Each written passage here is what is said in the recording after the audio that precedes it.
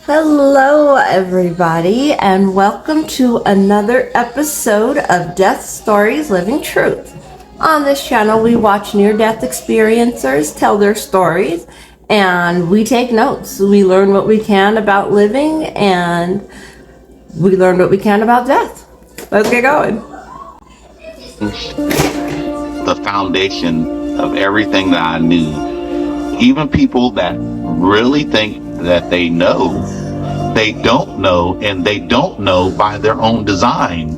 I could say I like popped out of my body at lightning speed while driving. I then began to receive that download of information about who we are. A lot of things in the Bible are encrypted, which means you got to really dig to find it. We are in awe, like whenever you hear about alien sighting, the ship was moving so fast, it was breaking all the laws of Earth. But really, they're looking at us like, oh my goodness, how are they doing this? Kind of like if you run into somebody from your old high school. That's what it's like on the other side to spiritual being. Like, you did the Earth thing? Wow, like that's amazing.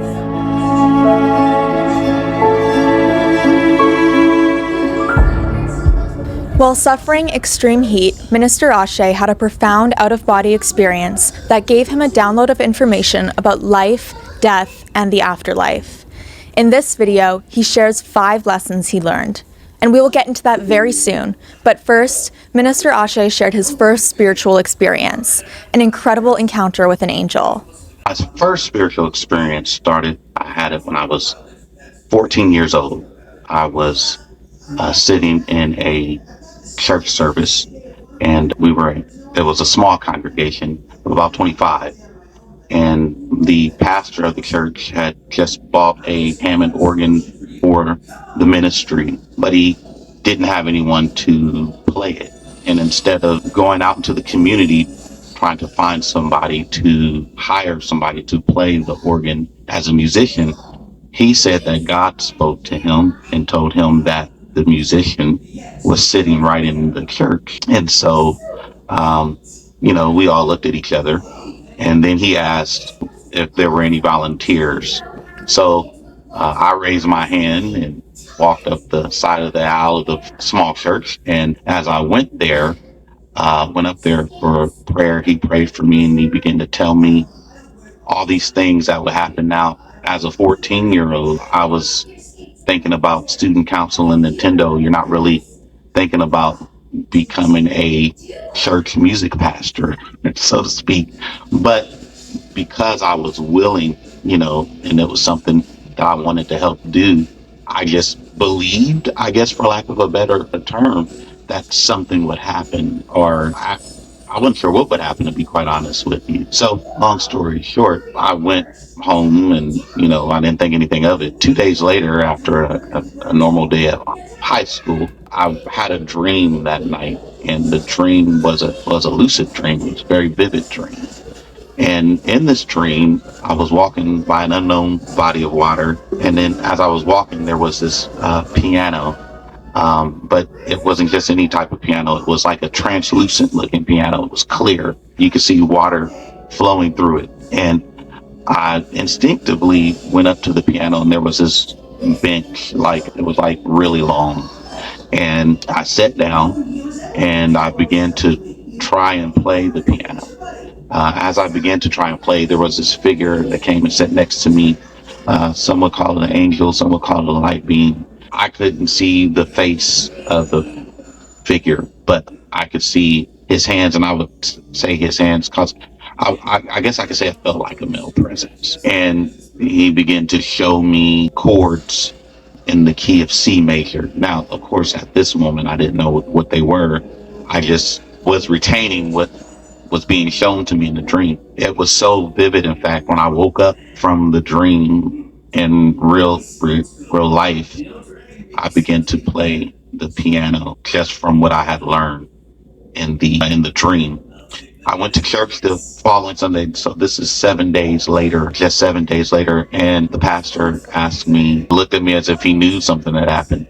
And he was always very spiritually connected. He was not like normal pastors.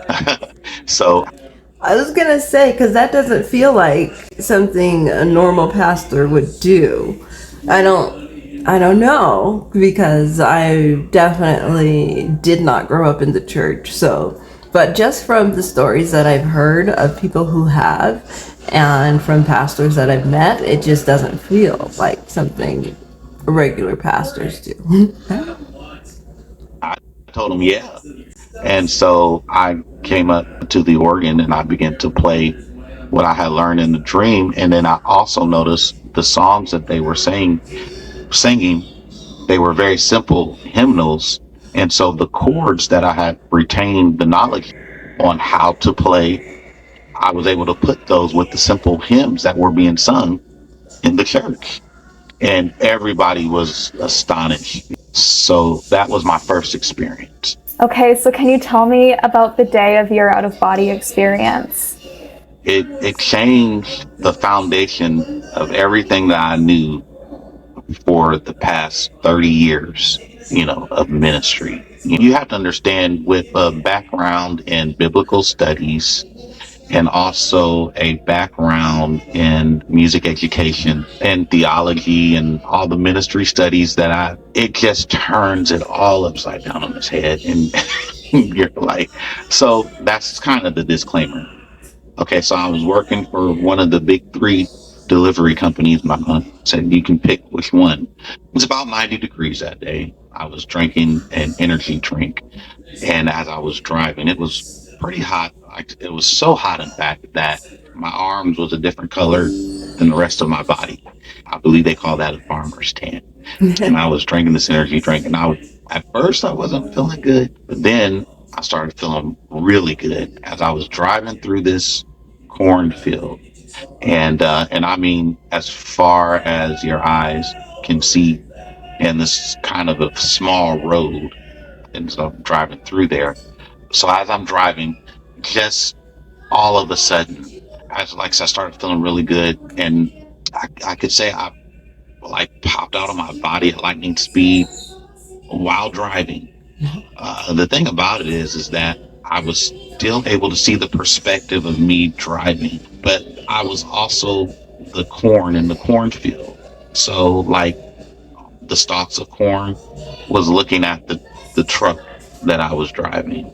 The birds that were flying, I could see the view of them looking at the top of the truck. The specks of dirt that were in the ground, I could see that from that view.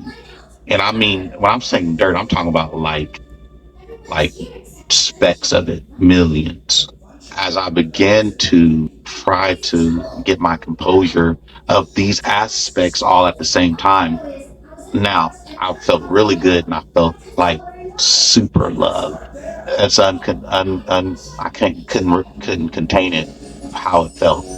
So instinctively, as I was driving from that point of view, I pulled over. But because the road is small, there was no really pullover. It's just, but I was the only one out there. So I just pulled to the side, and as to not drive all the way into the cornfield, which I would have drove into myself at that moment, because that's how I was viewing everything. It was absolutely crazy. I can't even fully explain. I don't even think I'm doing it any. Ah, that's so wild. That's a really hard concept to grasp. Trying to picture, you see your perspective, you're driving this car, this is you. But then you're also watching the car drive from the cornfield. You're also feeling it from the dirt and seeing it in that. And then you're also up here in the sky flying as a bird and seeing it from that. That's like a 360 view. I understand, like, that English language, or not just English, just any language does not have the words to express that kind of experience. Just trying to explain it with English and human words. So I then began to receive like that download of Hello, information everybody. just about who we are. I mean, and it wasn't like we're talking, it was just um, mental or telepathic or whatever you want to call it. And the thing about it is that the type of information that I was getting, I was able to later on, and I don't mean to jump around, but kind of see like parallels of it in the Bible. And because I've studied the Bible all my life, and I was able, it was kind of like finding an encryption in the Bible that had always been there, but most would overlook it because of our perception of it, But in that moment, I just remember crying, and I mean sobbing, crying like a baby. And it was like after that moment, all the lights were turned on. When I was told this information, Darcy, this download, it didn't necessarily line up with the doctrine that I had been raised and taught to believe. And it was like, you better believe it or else. Unfortunately, a lot of times when people operate in ego, they need people to think like them in order to. Yes, I do believe that. I believe that 100% fully with all of my being that the religion, the whole reason it was created is to control other people. And he's absolutely right. It's scary for somebody to believe something and to not be sure. So instead, since they're not so sure, they want to convince everybody else that their perspective is right. Because the more people who believe what you believe, then that for some reason gives you comfort that what you're believing is correct. Even though somewhere inside of your body you obviously don't feel like it is, otherwise you wouldn't need other people to validate that for you. So the fact that you need other people to validate something should tell you right there that what you're trying to validate is probably not valid. Just perspective. Further whatever their purpose is. But that's not a good or bad thing. It's just people living that story as a human. Because that was the first thing I found out. And Darcy, this download, it didn't necessarily line up with the doctrine that I had been raised and taught to believe. And it was like, you better believe it or else. Unfortunately, a lot of times when people operate in ego, they need people to think like them in order to further whatever their purpose is. Like, that's not a good or bad thing. It's just people living their story as a human. Because that was the first thing I found out is that we are unlimited spiritual beings. We are experiencing being a human with all the bells and whistles that come with it, a body and all the wonderful things that come with it. We are experiencing it. But that is not what we are at the core of our essence. The first lesson that Minister Ashe shared was that we are eternal light beings. We will exist after death, but also we've existed long before our birth as well, and we are here to bring light. We are not human, but we. Absolutely. I 100% agree with that. Like I was saying, I say that we're energy. That as humans, we're actually energy, and our energy is put into this body, and this body is emanated by our energy and who we are, because we're actually, like you said, light beings. We're spiritual beings. That's who we are. And then we incarnate into these bodies that are actually very limiting to our spirit and very confusing for our spirit because it's not our natural form. So yeah, this is really interesting. Are experiencing being human. The other thing is about light and how the basis of who we are is light, which when you study near-death experiences, most of the ones that I've heard, the first thing that they see, some experience darkness, some go straight into the light, but ultimately it's light, and then they feel like they are a part of it.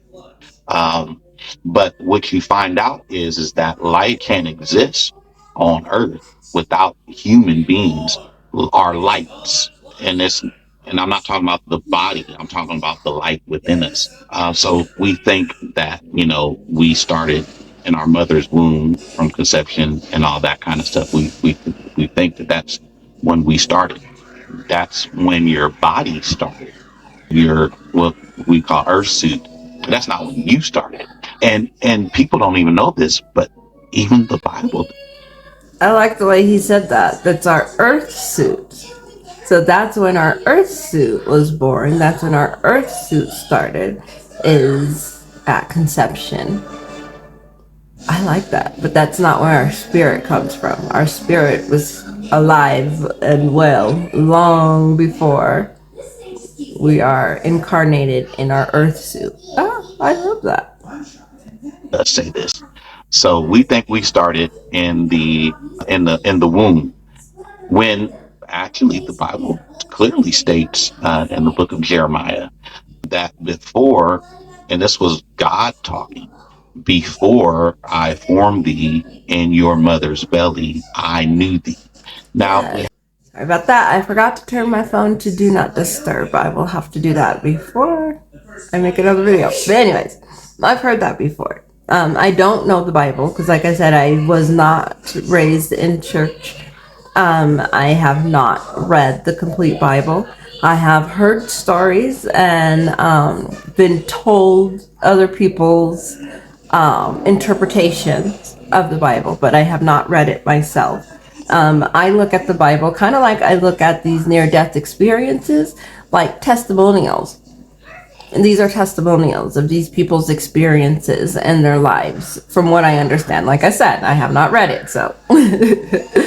But for that to be in there is incredibly powerful. Like, I've known you long before you were incarnated. That's cool. the original translation of that, which is Hebrew. In the Hebrew text, that word new refers to an intimate relationship, not just like a one-time thing. It actually refers to, there's a couple different things. It could be like a relationship between a husband and a wife, or marriage, or what they call consummation. But also it can be to know somebody intimately, their thoughts, who they are, their very soul, their very being, which is still kind of the same thing.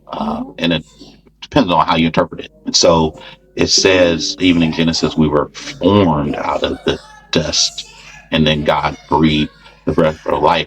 And whether you believe that literally or metaphorically, you did not start as human flesh. So the Bible literally says that before you were formed in your mother's belly, I knew you, which means I had a whole relationship with you. We the whole thing about you being a human was actually discussed. We worked it out, and that was another thing. So downloads definitely would come after that experience, and then other spirit like other major spiritual experiences happen too, after that, and they still happen. you know The second lesson is that it is an honor for souls to come to Earth. There are so many souls on the other side, and not everyone gets to come to Earth to live as a human. I have a quote from your book. You write, Earth for souls is like a human's opportunity to go to the Olympics. It's challenging and not everyone gets to do it. Can you tell me more about this? Oh, I love that perspective. I never heard of it like that. But yeah, I hear that there's pre-birth planning. So before you were ever born, before you were conceived, before you became the body of you in your earth suit, that you have this plan. You chose all of your experiences, you chose your parents, you choose your hardships, you choose your successes, you choose it all before you incarnate. And that you don't do it by yourself. You also do it alongside of God, alongside of angels, alongside your spirit guides that are a mixture of ancestors and people that you've known from previous lives. Because this will not be your first carnation. Well, at some point it'll be your first carnation, but usually there's multiple carnations. So all of those spirits and all of that energy, they're all involved and this making of this human on planet Earth. And I think that is incredible because humans being alive, being a human, being animated the way that we are, all the things that have to connect, all the things that have to be there in order for this to happen cannot be a coincidence. Like, it makes perfect sense that this was all planned out and all thought out before. You just don't remember. Yeah. Kind of like if you run into somebody from your old high school and you're like, yeah, we went to whatever high school or your old college. Well, that's what it's like on the other side to spiritual being. Like, oh yeah, Earth. Like you did the Earth thing. Wow, like that's amazing because that's not an easy. I'm gonna be very frank with you. It is very on the other side. It's very well known that you down here, unless you are a little bit more awakened or beyond the veil, you can't read each other's thoughts. Like that is a thing that spiritual beings are like, that's a no-no. I'm not going to Earth for that reason. I'm not doing Earth experience for that reason. Or having to eat food, stuff like that. Food, and then eating other food that's actually alive, for lack of a better word, they trip off of that stuff. And it's not a bad thing to them. They're just like, wow. And we have to be careful because we try to say this is good or this is bad, but it's not necessarily like that over there. It's not about good or bad. It's about your experience and your growth and love duplicating that. So when they look at the experience, even people will say, well, we catch a glimpse of aliens, but why don't they stick around? And I kind of have a hypothesis for that. Well, a rough explanation. But a lot of times it's because we are in awe. Like whenever you hear about alien sighting, the ship was moving so fast it was breaking all the laws of Earth. But really, they're looking at us like, oh my goodness, how are they doing this? They're driving cars and look, they're fighting over there, and so it's to them, it's more like yeah, like this is fun to watch, but I'm not going to stick around for this. But we have to understand that we wouldn't be experiencing Earth as humans if we did not have the nature for it, if we weren't ready for it. Kind of like you can't go to college unless you graduate high school, that type of thing. So this is kind of like a higher learning, for lack of a better word, because you have to understand when you start to try to even get into words and explanation, everything falls down. I've said this: human beings trying to explain God with our mental intellect, and even what we know, and even with the experiences that all of us have had outside of the body or near-death experiences or whatever, at best, I can describe it as two ants trying to describe what it's like for a human being to drive a car. Do you understand? I mean, it's just, yeah, but I can say this with certainty that human being is the highest honor. The Bible itself says many are called, but few are chosen. And that's, if you really look at that from a human standpoint, even when we learned the miracle of life in high school, or maybe it was middle school or late elementary school, where it talks about how many sperm it takes to fertilize an egg, and then only one sperm out of millions or even billions, I guess, makes it in. Well, that sounds like chosen to me. You know what I mean? And so it's a lot of souls, but very few human bodies, human suits. Lesson 3. We're all inherently spiritual. Some of us humans on Earth know that we are spiritual beings and had planned for that before coming from the other side. Others specifically planned not to know about their spirituality and not to be connected to the other side.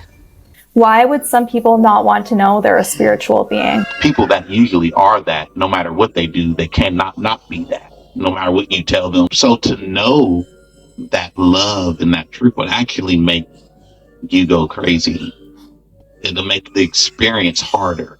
So part of their agreement is, I don't want to know any of this. I don't want to know, about all this love, all this stuff, because some people are here to experience what they are not, because we are all love, all of us. We are love.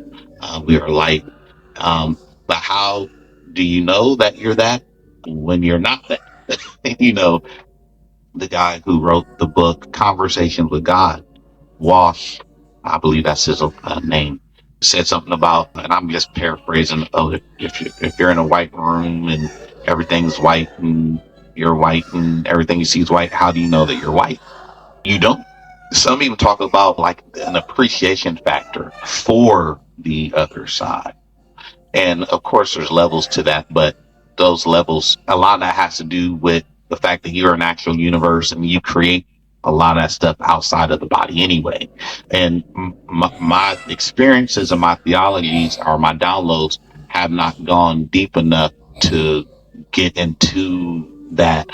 And on some level, even I don't want to. And the reason why is because I've got things to do here. And if I get too caught up into, like I'm still a father of 8 and a husband, I still have to work a regular job. I still have things I have to do. If you take a dive into that stuff and go too far in it, you might miss what you are actually here to do. You understand what I'm saying? Because it's really about the life that you live. For instance, and this is in the Bible as well. Okay, let's go to, even if you go to Exodus, right? Let's go to Exodus and we can go to Moses. Everybody knows the story about Moses. Most people do. They've seen the Prince of Egypt, right? So what was the basis of that, right? God gave Moses a plan or a mission, right? But here's what was interesting. The other thing that he said to Moses is, okay, I'm going to send you on this mission and to go tell Pharaoh to let my people go. But this was what was interesting. God told Moses that I will harden Pharaoh's heart. So you have God sending Moses on a mission, and he tells Moses, now I'm going to send you on this mission, but I'm going to throw the monkey wrench in the mission, and I'm going to harden Pharaoh's heart. Okay, so that sounds like an agreement between God and Pharaoh. You see what I mean? Because under normal circumstances, and if you read the Bible, Pharaoh loved Moses. They were they were raised like brothers. In case you didn't know, they were raised like brothers, and they had a very close relationship. Moses used to be the advisor for Pharaoh. So now Moses is coming to him as the kind of the deliverer for the Hebrews. God says to Moses, I'm going to harden Pharaoh's heart. That's an agreement on Pharaoh and God's part. Look, I need you to play the villain. Why? Because through your villainy, all this other great stuff is going to happen. And so for people that say, well, that's not in the Bible, it actually very much is in the Bible. A lot of things in the Bible are encrypted, which means you've got to really dig to find it, to understand what's really being said there, and the mentality of people when it comes to that, they don't want to face that stuff. Well, I have to, you know, who would want to be a villain? I don't know. But what I do know is that people should see, because they're around. Or who would want to be poor? You see what I mean? That's an agreement. Jesus told his disciples, he said, the poor will always be with you. Always. So no matter what you do, no matter where you go, there's always going to be. Now, he wasn't just saying poor as far as money. This wasn't just talking about people that didn't have enough money to pay their bills or live in a house.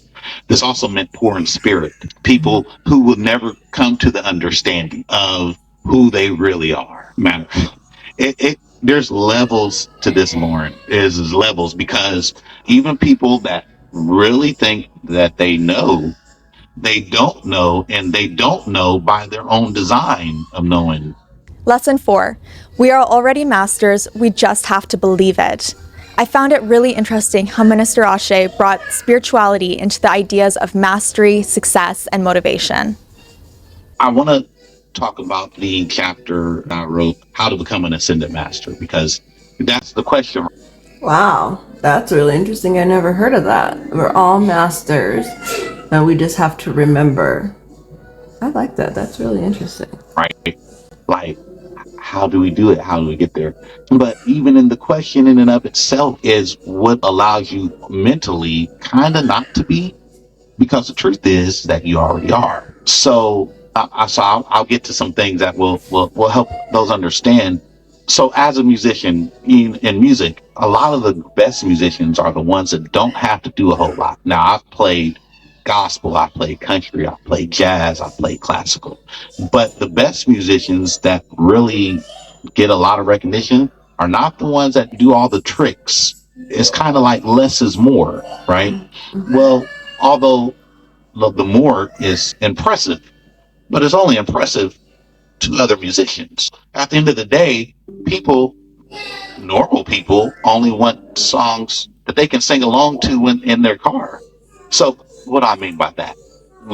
We try to overthink the experience when the experience in and of itself is already an extended experience. Many are called, but few are chosen. This is also why Jesus said, "The works that I do and that you shall do, and you shall also do greater works than these." And why? Because of who we are. He was showing us the way. One of his disciples, Peter, when Jesus was walking on water, well, Peter walked on water by seeing Jesus walk on water. And it didn't say Peter walked on water because of the power of Jesus. Peter walked on water because Jesus showed Peter what Peter was capable of. And when Peter started to doubt. That's how I feel about Jesus. Like I said, I did not grow up in church, so for me, my idea of Jesus is he was a human incarnated on this earth just like we are.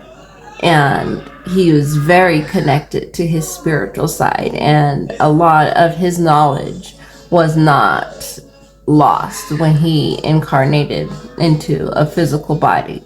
So I believe his whole purpose on this planet was to show other humans that we are spiritual beings, and this what I can do here, every single one of you can do.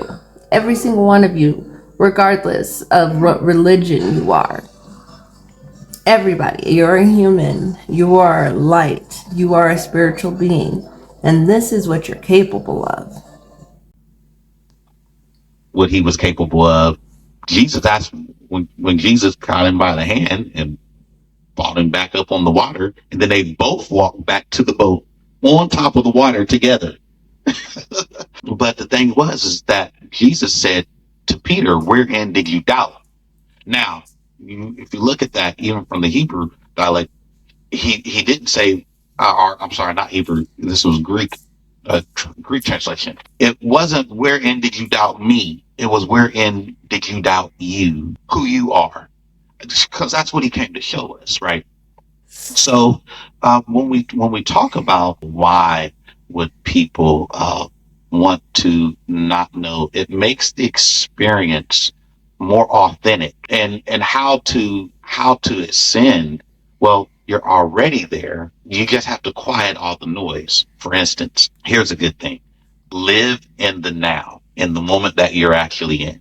A lot of times we're always looking to the next thing. We're always looking to this or that. When that experience happened to me, I was actually happy with the job that I was working. I was content with it, like everything that was going on in my life, my marriage, my children. And I had just decided. Now, the Bible says this: I have learned in whatsoever state that I am in, therefore to be content. There's another scripture in Philippians, the 4th chapter, that says, "Finally, my brethren, whatsoever things are just, whatsoever things are honest, whatsoever things are lovely, if there be any virtue, if there be any praise, think on these things." Notice the things that are said to think about, the lovely things, the honest things, just simply appreciate are in the day that you're in actually takes you to that place. Because as long as you're always wanting, we create that, things to want. I want this, I need this because this person has this, or I want this, I need that. But the Bible. Yes, and a lot of supposed tos.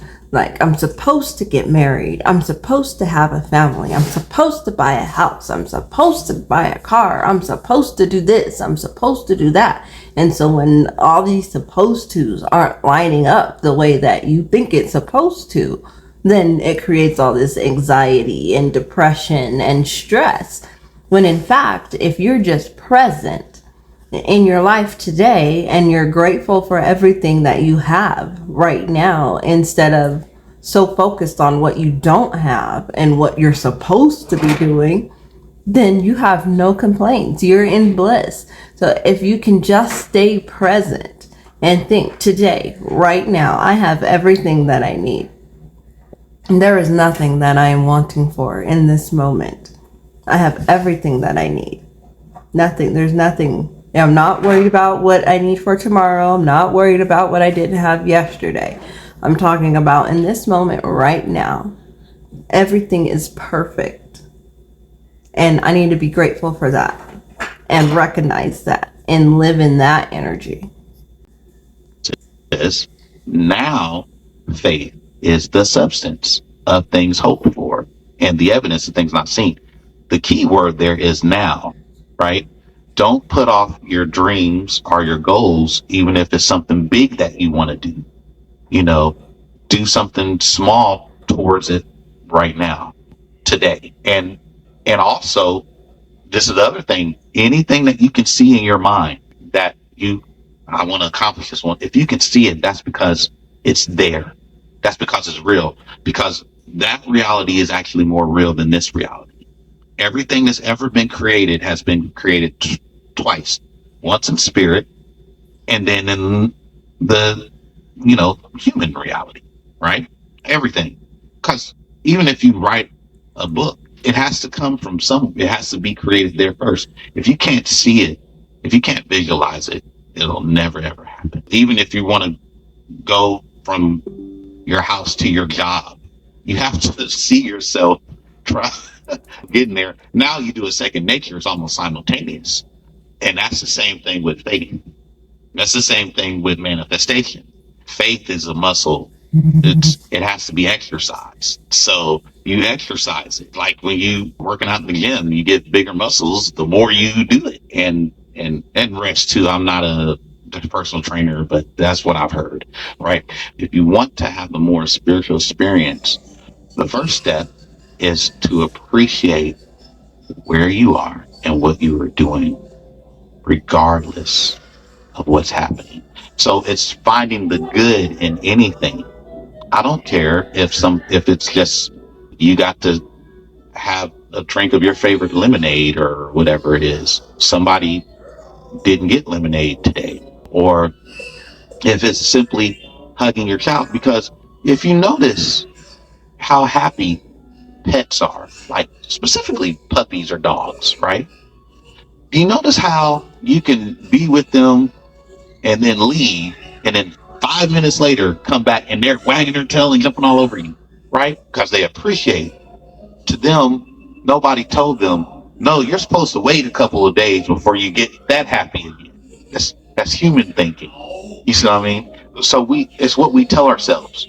So when we talk about ascension or something like that, that's just the ego wanting to give ourselves somewhere to go. And the reality is we've already been there. Matter of fact, we're there now. Because even though we are focused on the human experience, even the Bible says this, and like I said, it's very encrypted. But the Bible says we are seated in heavenly places with Christ, right?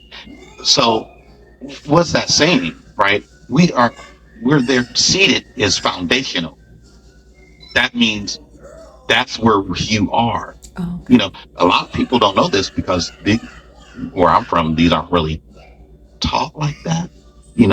Some of them do, but it's all, and then the way it's interpreted, the foundation of who you are is spiritual. Even when when we're wrestling with manifestation, we want things to happen, right? And we think that it has to do with the employer on the job or the government or something like that, right? Well, the Bible clearly says you wrestle not against flesh and blood, but against principalities, spiritual things. These are in high places. Do you know why? Because you are in a high place.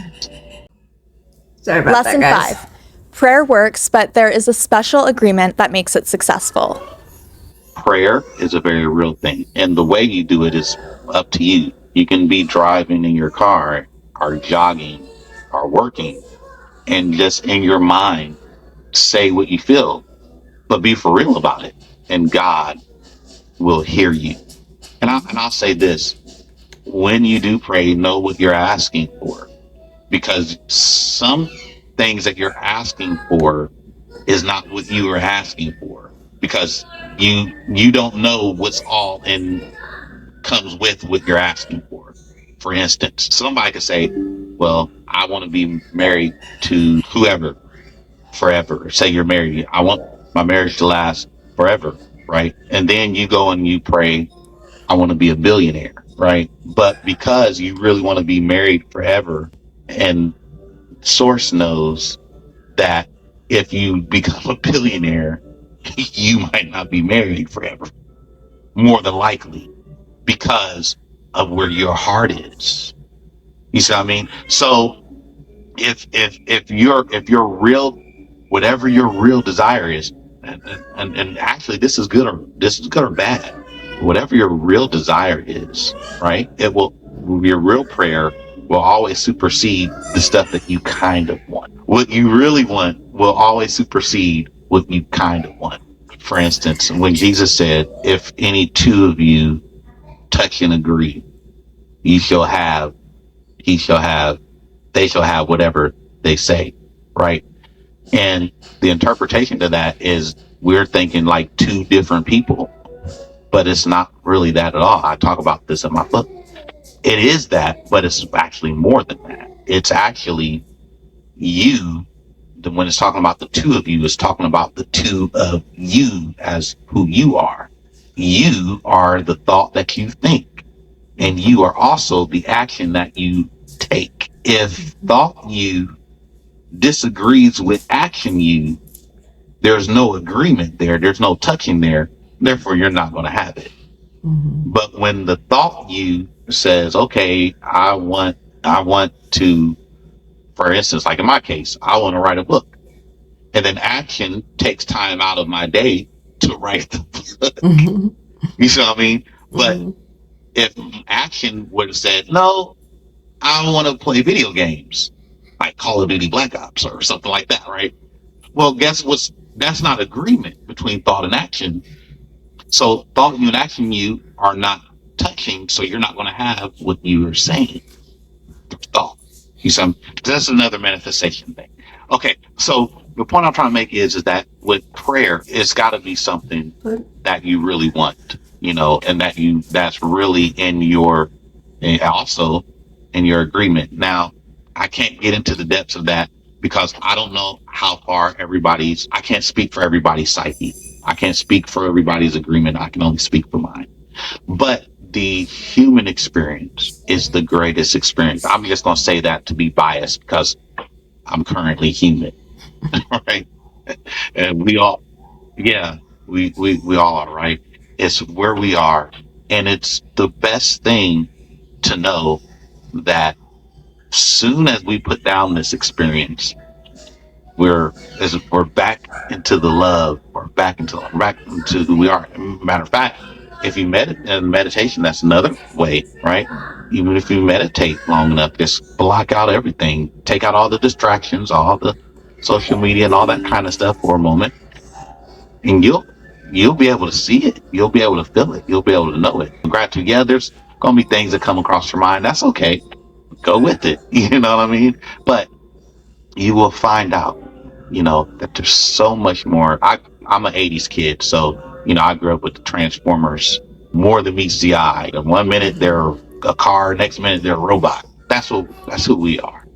And so with everything that's going on, just know that we are love. We're like, love your neighbor as yourself, because your neighbor is yourself, and your neighbor is God, because you are. So it's all the same thing. And I'll put that in my book as well. That's amazing advice. Thank you so much for all of this. One last question for those of you who want to get in touch with you.